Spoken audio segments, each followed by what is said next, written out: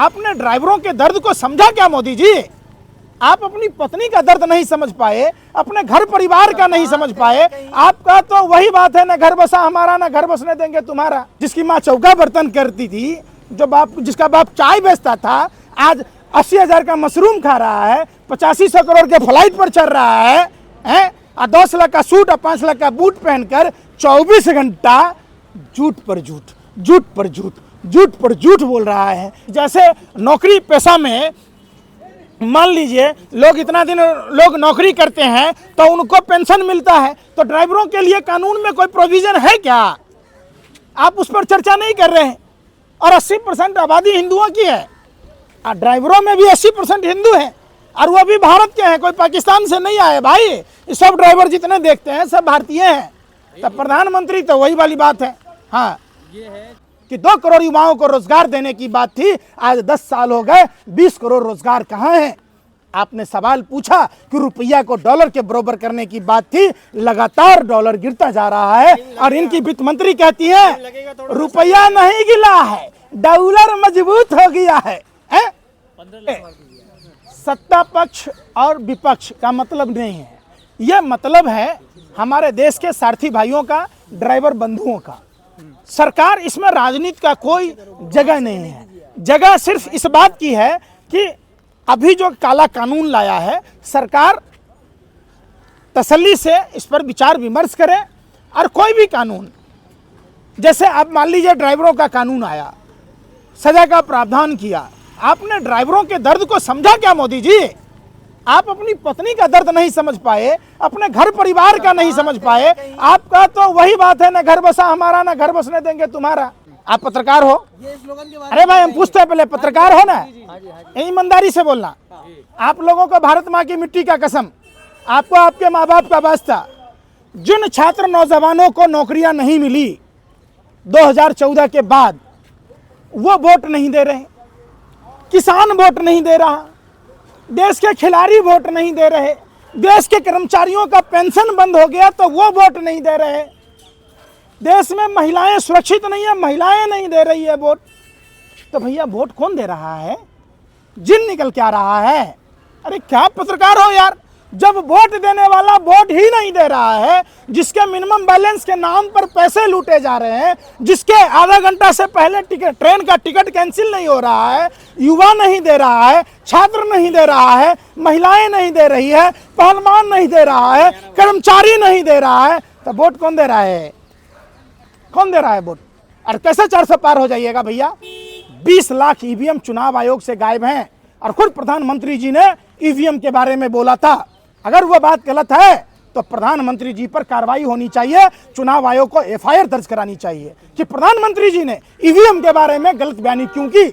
सुब्रमण्यम स्वामी जो microchip controller बनाने वाली जापान की कंपनियों से बात करता था, अगर वो बात गलत है तो सुब्रमण्यम स्वामी को उल्टा टांग देना चाहिए कि चूंकि पूरे भारत को की छवि को उन्होंने खराब किया कि भारत में ईवीएम हैक होता है।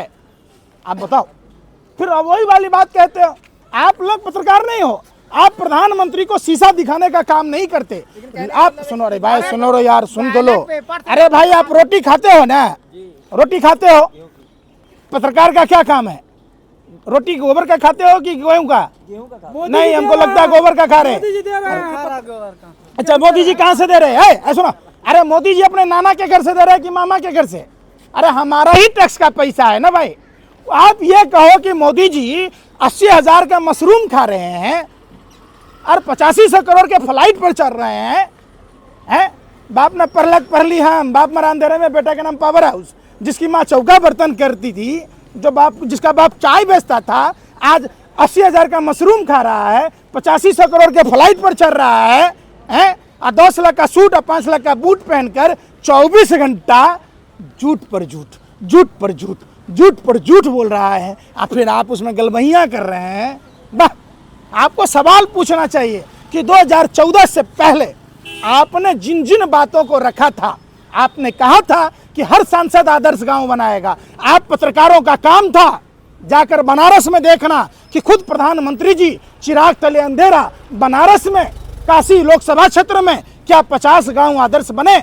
100 स्मार्ट सिटी बनने की बात थी हर साल, क्या 10 साल में, 10 साल पूरा होने को है, क्या 10 साल में 1000 स्मार्ट सिटी बना? क्या लक्ष्मी देवी को ब्रांड एम्बेसडर बनाया था प्रधानमंत्री जी ने।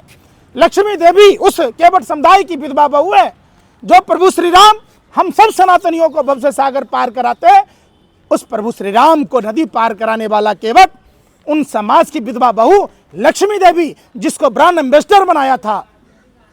क्या प्रधानमंत्री जी ने फ्रॉड और चीटिंग की? बंगाल चुनाव के बाद आज तक लक्ष्मी देवी को मकान नहीं मिला। आपने सवाल पूछा, अरे भाई देखिए अनावश्यक नहीं जाइए, आप बातों पर बात किया है। देखिए ये काला कानून है। मैंने पहले भी कहा कि देश के ड्राइवरों के प्रति प्रधानमंत्री का रवैया गैर जिम्मेदारापूर्ण है।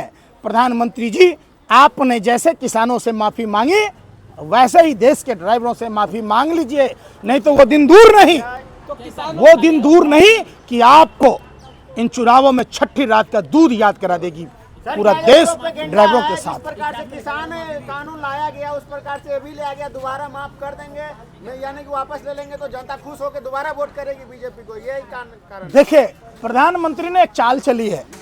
इस कानून को होल्ड रखने का मतलब है कि चुनाव खत्म हो जाए और फिर से हम ये काला कानून लाकर देश के ड्राइवरों का, खास करके किसान के, मजदूर के बच्चों का, जिनके बच्चे सरकारी नौकरी में नहीं जा पाते, जो ड्राइवरी करके अपना जीविकोपार्जन करते हैं, जो अपना घर चलाते हैं, उनके साथ अन्याय करने की इनकी पूरी प्लानिंग है। लेकिन देश समझ रहा है, देश के करोड़ों ड्राइवरों के साथ है। जब तक ये काला कानून वापस नहीं लिया जाएगा लोग चैन से नहीं बैठे। तो किसानों की तरह ड्राइवरों को भी मरना पड़ेगा क्या?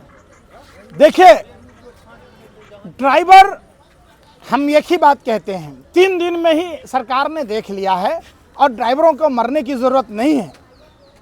समझ लीजिए, हमने किसान आंदोलन से सीख ली है कि सरकार जो सिर्फ पूंजीपतियों के बारे में सोचती है, देश के गरीबों के बारे में नहीं सोचती है, उस सरकार को नींद से जगाने का चाबी देश की जनता के पास है। आने वाला 2024 का चुनाव है, इसमें उनके सारे भूत भाग जाएंगे। नींद से जगाइएगा, उखाड़ के फेंक दीजिएगा। देखिए जीत और हार राजनीतिक पार्टियों की होती रहती हैं, लेकिन ये चुनाव प्रधानमंत्री के जुमलों का हिसाब होगा। ये चुनाव देश में विदेशी कर्जा बढ़ाने का कारण पूछेगी, देश में बेरोजगारी बढ़ाने का पूछेगी, महंगाई का पूछेगी। तो देश प्रधानमंत्री के कुकर्मों का हिसाब 2024 में होगा। आप बोले कि देश की इनके कुकर्मों का हिसाब होगा 24 में, लेकिन हमने 5 राज्यों के इलेक्शन में तो देख लिया ना कि कुछ भी हो जा रहा है फिर वही आ रहा है, फिर इससे कैसे निकलेंगे? एक बार इसमें बता दीजिए कैसे कितने वोट आए विपक्ष को और कितना पक्ष को? लेकिन सीट तो नहीं आया ना। अरे भाई सीट देखिए, वहाँ कई दल थे। लोकसभा का चुनाव गठबंधन के तहत लड़ा जाएगा। आप सपोज कीजिए कि वहाँ विधानसभा चुनाव के नतीजे, आपने मध्य प्रदेश में भी देखा होगा कि पोस्टल बैलेट मतगणना के पहले ही खोल दिए गए थे, तो वो राज्यवार जो हेराफेरी हुआ, अब क्या है पूरे देश में इकट्ठा होकर चुनाव लड़ा जाएगा और इसका हिसाब होगा। निश्चित तौर पर लहर भी होगा, ललकार भी होगा। 2024 में भाजपा के लोग झोला उठाकर फरार भी होगा। तमाम बुराइयां आप कर रहे हैं, फिर स्लोगन आ गया है अब की बार 400 पार। अरे वो सिर्फ दिखावा है। एक बात बताओ, सुनो, ट्रेन रुक गई है। सुनिए ना, अरे भैया सुन लो, सुनो, आप पत्रकार प्रबंधन की हो, सुनो ना गुरुजी, एक मिनट।